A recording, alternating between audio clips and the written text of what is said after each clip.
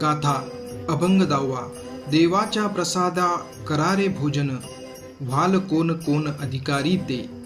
ब्रह्मदिकांसी हे दुर्लभ उच्छिष्ट, नका मानू वीट ब्रह्मरसी. अवघियांपुरते ओसंडले पात्र, अधिकार सर्वत्र आहे येथे. इच्छादानी येथे ओळला समर्थ, अवघेची आर्त पुरवितो. सरे येते ऐसे नाही कदा काळी, पुढती वाटे कवळी घ्यावे ऐसे. तुका म्हणे पाक लक्ष्मीच्या हाते, कामारी सांगते निरुपम. जगद्गुरु तुकाराम महाराज म्हणतात, देवाच्या प्रसादाचे भोजन करा. जे कोणी आवडीचे अधिकारी असतील त्यांनी लवकर यावे.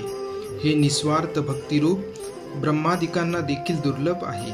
या ब्रह्मरसाच्या गोडीचा कधी वीट मानू नका. सर्वांना पुरेल असा हा भक्तिरस आहे. सर्व भक्तांसाठी पात्रे मांडली आहेत. या ब्रह्मरसाचे भोजन करण्याचा अधिकार सर्वांना आहे. सर्वांच्या इच्छा पूर्ण करण्यास विठ्ठल समर्थ आहे.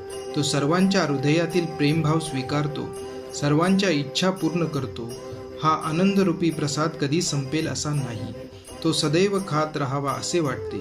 तुकाराम महाराज म्हणतात, हा ब्रह्मरसाचा प्रसाद स्वतः लक्ष्मीने केला आहे आणि तिला मदत करणारा प्रत्यक्ष परमात्मा आहे.